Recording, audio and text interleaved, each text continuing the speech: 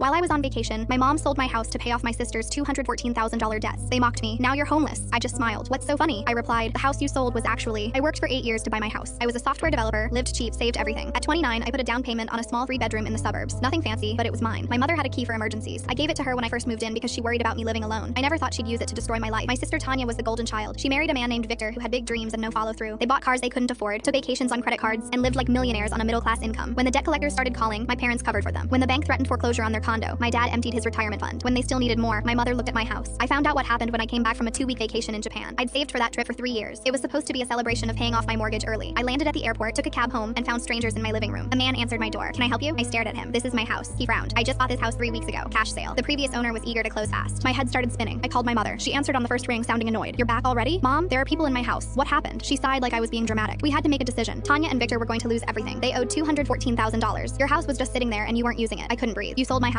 "It was the only option. Family helps family. You'll understand when you calm down. I paid off that mortgage myself. It was in my name. How did you even sell it?" She paused. "I had power of attorney from when you had surgery 2 years ago. You never revoked it." I remembered. I'd had my appendix removed and gave her temporary power of attorney in case something went wrong. I forgot to cancel it afterward. She used it to sell my home. I drove to my parents' house. Tanya and Victor were there, sitting on the couch like nothing was wrong. Victor was drinking a beer. Tanya was scrolling on her phone. My mother smiled when she saw me. "There she is. Don't look so upset. You can stay in the guest room until you figure things out." Tanya looked up. "Yeah, welcome to being homeless. Maybe now you'll understand what real struggle feels like." Victor laughed. "Should have helped us when we asked. This wouldn't have happened." I stood in the doorway and looked at all of them. My mother, who stole my home. My sister, who spent $214,000 she didn't have. Her husband, who thought this was funny. And I smiled. My mother's face shifted. "What's so funny?" "The house you sold," I said calmly. "It wasn't mine to sell." The room went quiet. Tanya sat up. "What are you talking about? You owned that house." "I owned the mortgage, but the house itself was in a trust. Grandma set it up before she died. She put the property in a family trust with me as the beneficiary. I didn't technically own the house. The trust did. And the trust had one rule: no sale without approval from the trustee." My mother's face went white. "Who's the trustee?" "Grandma's lawyer. The same one who helped her set up the trust 15 years ago. The same one I called from the airport." Victor stood up. "That's not possible. The sale went through. We have the money. You have money from an invalid sale. The buyer's lawyer already contacted yours. The transaction is void. The new owners are getting their money back, and the house returns to the trust." Tanya's voice cracked. "So what happens to the $214,000 we used to pay off our debts?" "That's your problem. You spent money from a sale that never should have happened. The buyer is going to want it back. Every dollar." My mother grabbed my arm. "You have to fix this. We're family. We made a mistake." I pulled away. "You forged documents using power of attorney I gave you for a medical emergency. You sold property you had no right to sell. You mocked me for being homeless. That's not a mistake. That's a choice." I looked at Tanya. "You spent years living beyond your means and expecting everyone else to bail you out. Now you owe $214,000 to a stranger who's going to sue you to get it back. Good luck." Victor tried to step toward me. "You can't do this. We'll fight it." "Fight what?" "The trust documents are ironclad. Grandma knew exactly what she was doing. She told me once that she didn't trust Mom with money. I didn't understand what she meant until now." I walked out and didn't look back. 3 months later, the house was officially returned to the trust. I moved back in the same week. Tanya and Victor filed for bankruptcy. The buyer sued them for fraud and won. My mother tried calling me dozens of times. I never answered. Last I heard, my parents had to sell their own house to help cover the legal fees. They're renting a 2-bedroom apartment now. Tanya and Victor moved in with them. I visited Grandma's grave last month. I brought flowers and sat there for an hour. "You knew," I said. "You knew they'd try something like this eventually. Thank you for protecting me." Some families lift you up. Others try to tear you down the moment you build something they don't have. Grandma gave me a shield I didn't even know I needed. And when they came for everything I had, it held. I didn't defend my wife when my mom insulted her cooking. My mom had been living with us for 3 weeks after her apartment flooded. Every night, my wife Brooke cooked dinner for all of us. Every night, my mom found something wrong with it. Too much salt, not enough seasoning, overcooked, undercooked. The complaints never stopped. I kept telling Brooke to ignore it. My mom was just stressed from the flood. She'd be back in her own place soon. Just keep the peace until then. Last Sunday, Brooke spent 4 hours making my mom's favorite dish, beef Wellington. She watched YouTube tutorials, bought expensive ingredients, wanted to finally win my mom over. My mom took one bite and set down her fork. "This is inedible. Did you even taste it before serving?" Brooke's face crumbled. "I spent all day on this." "Well, you wasted your time." My mother pushed the plate away. "This is why I always told my son he should have married someone who could actually cook." I sat there, fork in hand. Brooke looked at me with tears forming, waiting for me to say something. Anything. I took another bite of the Wellington. It was perfect, absolutely delicious. But I stayed quiet because I didn't want to start a fight with my mom. Brooke stood up slowly, walked to the kitchen. I heard cabinets opening and closing. She came back with her purse and car keys. "I'm staying at my sister's tonight." My mom smiled. Finally, some peace and quiet. I didn't stop her, didn't even stand up. That was 3 days ago. Brooke hasn't come home, won't answer my calls. Her sister keeps telling me she needs space. I drove to her sister's house yesterday, knocked on the door for 10 minutes. Finally, her sister opened it just a crack. "She doesn't want to see you." Her voice was ice cold. "Do you have any idea what you did?" "I didn't do anything. That's the problem." Her sister laughed. "No, that's exactly the problem. You never do anything." "What does that mean?" She opened the door wider. "Your mother has been tormenting Brooke for 3 weeks, criticizing everything, making comments about her weight, telling her she's not good enough for you." I felt my stomach drop. "She never told me any of that." "She told you plenty. You just didn't listen." I drove home in silence. My mom was on the couch watching TV when I walked in. "Is she coming back?" my mom asked without looking up. "I don't know." "Good," she smiled. "Maybe now you can find someone better." Something snapped in me. "What did you say to my wife while I was at work?" She finally looked at me. Nothing. She didn't need to hear. I grabbed my phone and called Brooke again. This time she answered. "What do you want?" Her voice was exhausted. "What did my mom say to you?" Silence. Then I heard her crying. "She told me I was too fat to give you children, that I trapped you into marriage, that you complain about me constantly when you visit her, that you told her you regret marrying me." "I never said any of those things." "I know, but you never defended me either. So what's the difference?" She hung up. I turned to my mom. She was still watching TV like nothing happened. "You need to leave tonight." She laughed. "Excuse me?" You've been lying to my wife, tormenting her in my own house, making her think I don't love her. I was protecting you from a bad marriage. My marriage was fine until you showed up. I called my brother and told him to come get mom immediately. She screamed at me the entire time she packed, called me ungrateful, said I was choosing a stranger over my own mother. Brooke isn't a stranger. She's my wife. My brother picked up mom an hour later. She didn't say goodbye. I drove back to Brooke's sister's house. This time, I didn't knock. I sat on the porch steps and waited. 2 hours later, the door opened behind me. You're still here? Brooke asked quietly. I turned around. I'm not leaving until you come home. She sat down next to me. Her eyes were swollen from crying. Your mom is gone, I said. I should have made her leave the first time she disrespected you. I should have defended you every single night. I failed you. She stared at the ground. Why didn't you? Because I was a coward. I thought keeping quiet meant keeping peace. I was wrong. She didn't say anything for a long time. That Wellington was incredible, I finally said. Best thing I've ever tasted. She laughed through her tears. You're an idiot. I know. She came home that night. My mom hasn't spoken to me since. I'm okay with that.